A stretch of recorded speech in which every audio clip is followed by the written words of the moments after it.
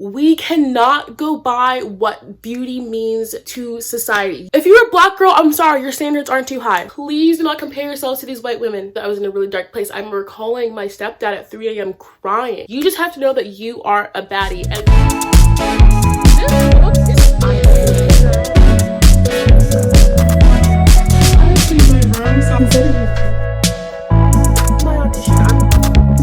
That ain't enough.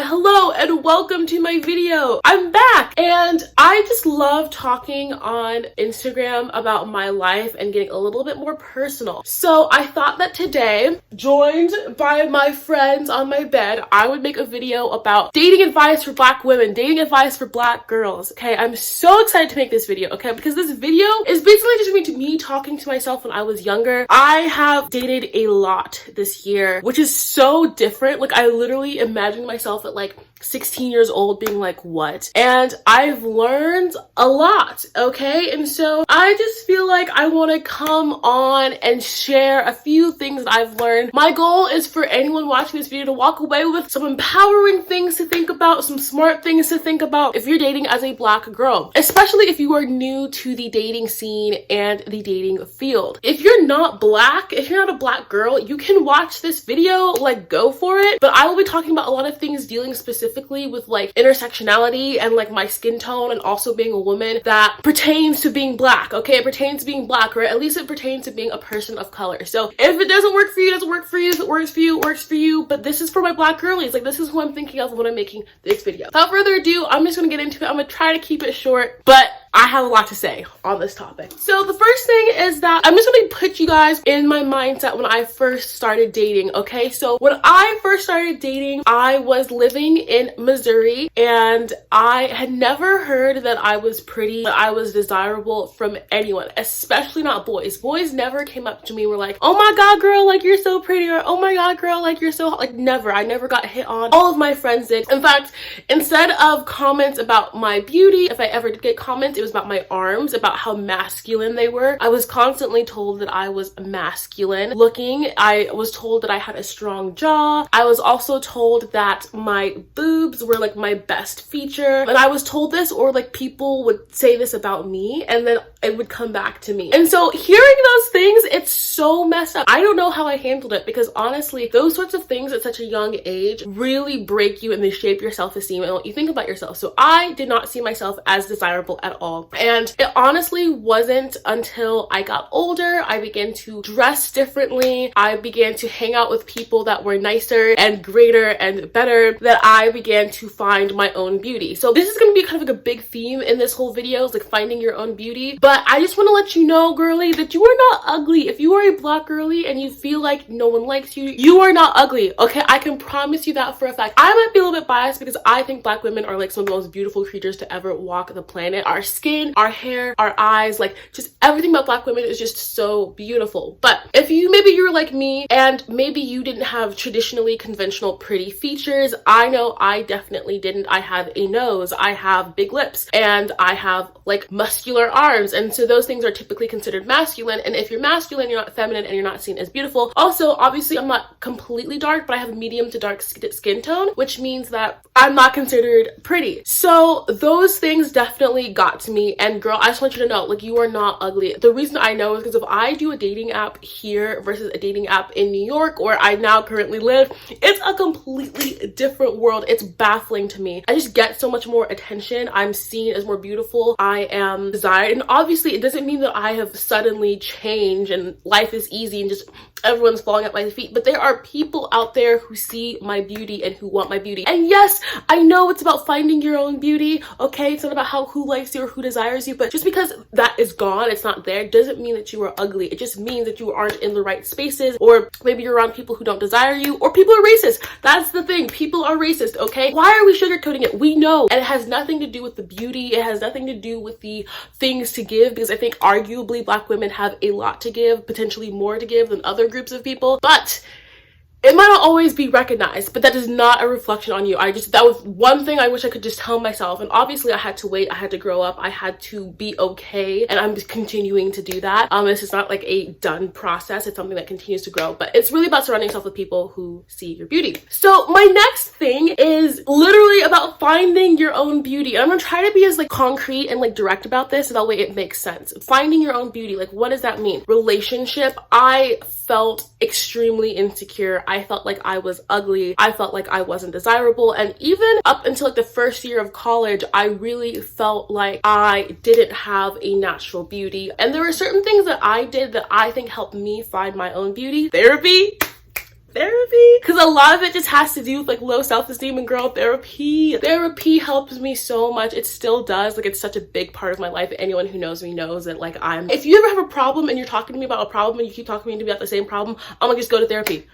I can't help you. This is not something I can help you with, because therapy is where you're supposed to go to deal with those internal issues. I talk to a lot of my friends who often are POC and often deal with internalized racism or internalized hatred for themselves because of their skin color. And I'm like, go to therapy, okay, please, because that's the only way I began to deal with it. Another way I found my own beauty was surrounding myself with people who looked like me, because especially when I got to college and I was hanging out with other Black girls, oh my god, it changed the game, because I was like, oh, well, they're beautiful, right? And I'm beautiful. And if I see for them beauty, then I can see beauty in myself. I think confidence is a big thing, and that's something I'm still working on, because I'm quite shy when it comes to guys, or I can be quite guarded when it comes to guys, and I'm a lot more open than I used to be, but I still definitely have walls up. And something about finding my own beauty is finding acceptance in myself. Like, I accept how I move through the world. I accept that I talk like this. I accept that I look like this. I accept that I'm interested in these certain things. And so now the guys I date often reflect a part of myself. I pretty much ever since my first relationship, all the guys I've dated have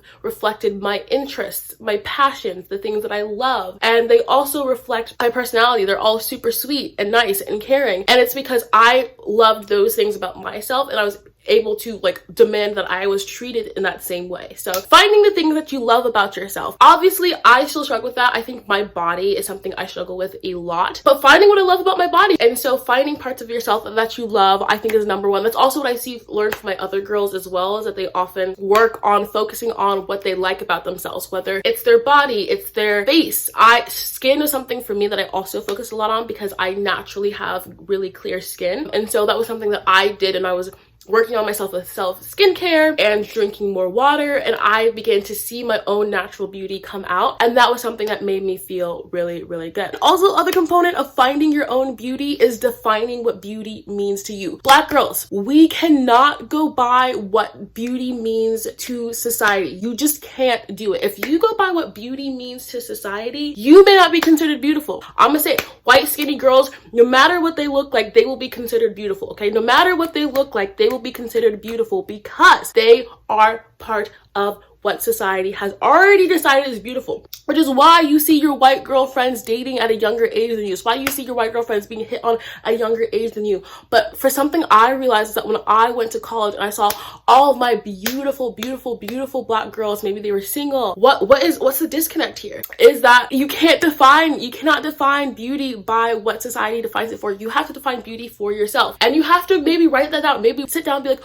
what do I find beautiful in other people? And oftentimes, maybe it's their look, but maybe it's also combined with their fashion, their confidence, the way they walk, the things that they do. Those are the kinds of things that I have now defined for myself as beautiful. For example, in my friends, the people who I'm like, wow, you're just like a beautiful human being. The things that I gravitate to are intelligence, hardworking. They're often very emotionally mature and emotionally intelligent. So they stick up for their friends. They communicate well. They are great with working with other people. They are leaders. They are often very bold and outspoken. They're very honest and they're blunt, and they dress well, and they have great fashion. And so those are all different qualities in me that I have seen in other people. I've seen it in celebrities that I admire. They are creative and they're passionate. Those are the sorts of things that I personally have taken on to define as my own beauty. And so when I look at myself, I think of these values and I wonder, how well am I going towards these values? How can I see and appreciate these things in myself? How can I nurture and grow these things in myself? Because I have all of these traits. And so that for me is what I find beautiful. And then as I began to accept and grow those parts of myself, I began to meet guys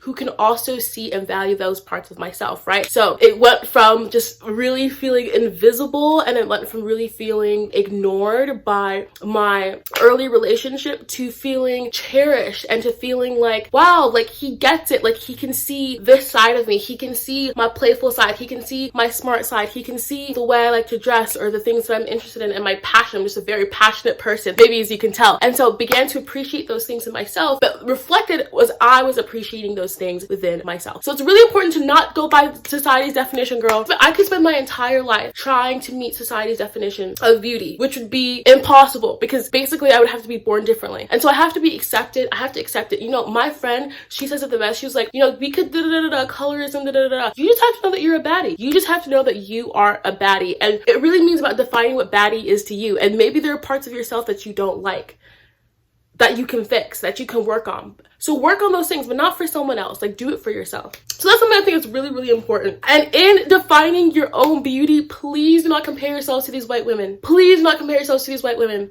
When I first went to college, my roommate got into a relationship like the second she stepped on campus. And what was awful about that is that I felt so invisible. I felt so unwanted. I felt so not good enough. And it was bad. Like, anyone who was in my friend at that period of time knew that I was in a really dark place. I remember calling my stepdad at 3 a.m. crying because I felt like I was the last one. And if you're a young Black girl, trust me, you're not the last one. Trust me, life is forgiving. Trust me, there are people out there for you. But you can't compare yourself to these white women. You can't even compare yourself to anyone else, but especially not white women, okay? Because you could be an average white woman and get a boyfriend. And I'm sorry to say that, maybe that sounds kind of blunt, but you can be. And I've seen gorgeous, gorgeous, gorgeous Black women go single because the people who are looking for them, it's just different. Like, the pool is smaller. The pool is smaller for people who see the value in Black women. That doesn't mean that it's invisible, and doesn't mean that you won't get your man if you want a man. But you can't, the timelines are different. It's same thing with like body counts, or same things with like experience. Like, you can't compare your experience to someone who's white, especially if you come from an experience like me, where you came from a place that didn't have as many people. You won't have the opportunity. So it's really important to not do that to yourself. I wish I hadn't, because it really did make me feel sad. And eventually things changed, and I began to date, and I began to find other ways to meet people. And obviously those relationships weren't perfect as well, but I also think that Black women have a different standard also in personality, right? Because Black women, we're not just looking for someone who's our type physically and has compatibility on a certain level. They have to not be racist. They have to not be racist. They have to not have racist friends. They have to respect Black women. And across all races and men, I'm sorry, I'm speaking from like a straight perspective here, but across all races, including Black men, there is racism. I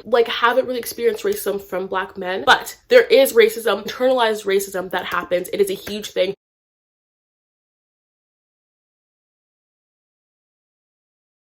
Statistically, it also plays out. Black men are the most likely to not marry in their own race compared to other races. So there is definitely a lot of, no, get it out of your head, because you have to be on your own timeline. You have to find what works for you and not for the white girl that you know, because it's not going to be the same. And obviously, I'm speaking this from my experience. There are some Black women who do fit the standard more than I did, and I think they dated and they had an easier time dating. It changes. But if you aren't having that experience that you were expecting, maybe it just means that you have to take your time. It doesn't mean anything about you. The next thing is, don't lower your standards. Don't lower your standards for these men, okay?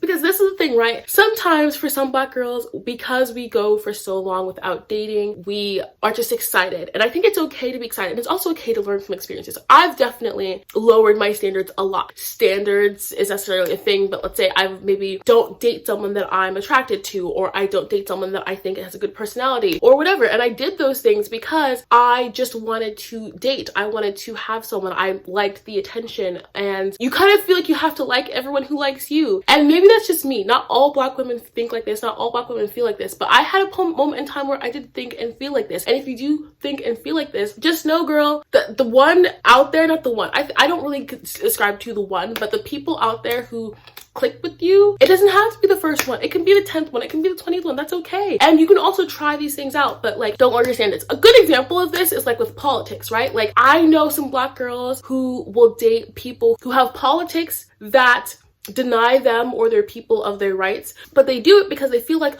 well, he's nice to me, he's not racist to me. But girl, okay, let me just tell you, okay, I did that. I promise you, I did that. And even for the ones who are like, oh, well, like, we're not racist, like, they will say things that make you feel like an other. They will fetishize you. They will seek out you because they think that you're like a cute, quirky, you're one of the good ones, or they want to try you on. But like, even then, they will do that while still holding beliefs about you or your people or your rights that aren't good. And these are things that white women don't have to think about, right? White women do not have to think about the men that they're dating and the rights that they ought to have. Maybe in terms of being a female, but not in terms of being a female and being Black. But you have to deal with that when you're a Black girl. So don't lower your standards just because he picked you. You don't need to. That's the other thing. You often feel othered. Like if they're constantly pointing out your skin color, or they're constantly asking you questions that make you feel like you're a spectacle to look at, like that's not something you have to do, because there are people who will understand you and your experience. There are people who go out of their way to educate themselves on your experience. So I feel like I've given you guys a lot of don'ts, because the big thing is your standards, girl. What are some do's? What are some things that you should do? Take the man that you're talking to off the pedestal. And I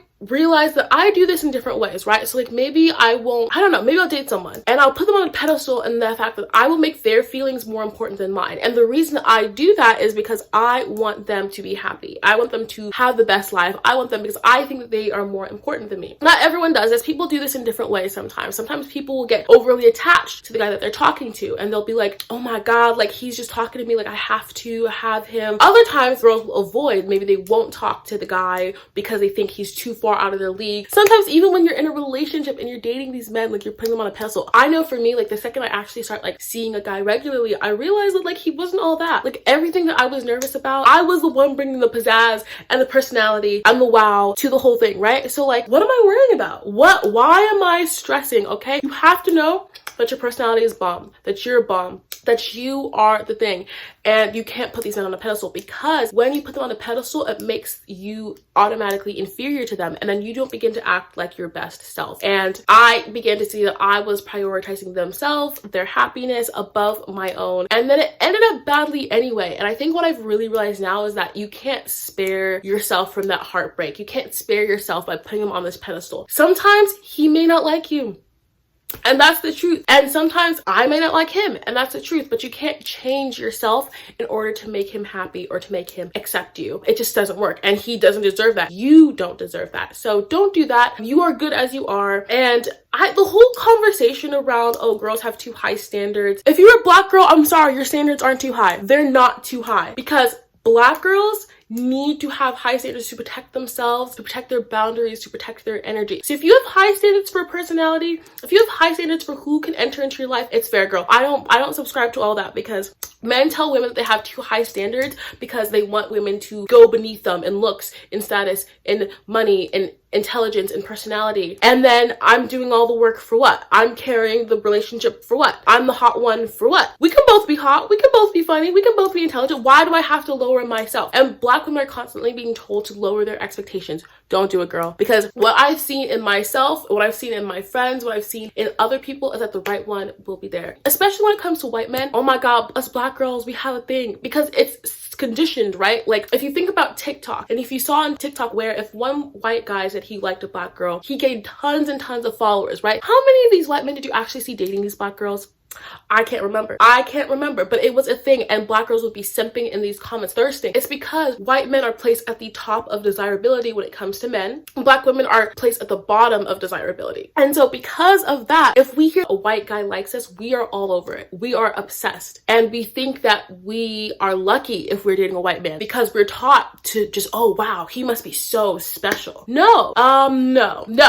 Take care of yourself. I think one thing that I've really realized is that my wellness is really important, and I am beginning to treat myself as if I was in a relationship with myself, because I think we are so used to dressing up for men, dressing nice for men, putting on our best show for men, but we are the prize, we are the bag, we are the goal. So I want to begin to show myself self-love. And self-love is just this big catch-all phrase, right? But self-love in a sense of that I am trying to win myself over because I'm showing myself that I am worth it. And I think as you begin to do that, you begin to realize how much of the stuff that you want in a relationship you don't need. Yes, in a relationship, I want fun chemistry, I want exciting adventures, I want someone to talk to, I want a partner through life, right? But even when you are in those partner situations or in those partner relationships, it's not all that it's cracked up to be. Or sometimes it can be that, but then you often feel that you're dependent on the other person. And there's no reason to be dependent on another person.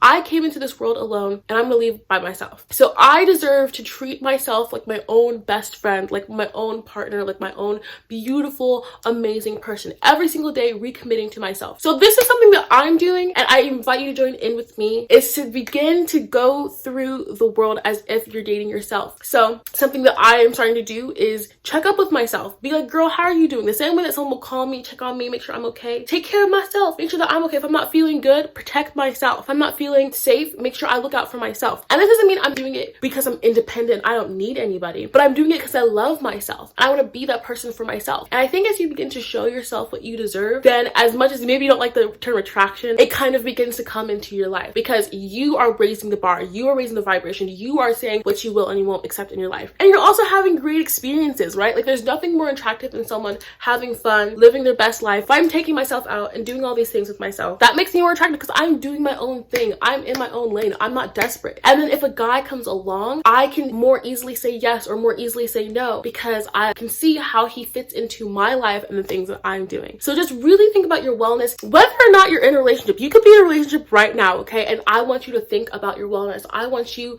to think about how you can take care of yourself the best way that you can take care of yourself. Because it's so important. And then my last thing is don't take dating too seriously. I really felt like dating was the end all be all. I remember after my first relationship ended, I thought the world was over. I thought that was it. You know what I mean? And it's because obviously I was so young. But even up until now, what I try to do now is, maybe you can call this commitment issues. Maybe you can call it commitment issues. I'm someone who doesn't really get attached. And that could be my own thing. I'm just used to being independent anyway. And I often have like walls up, yada yada. But dating casually is great.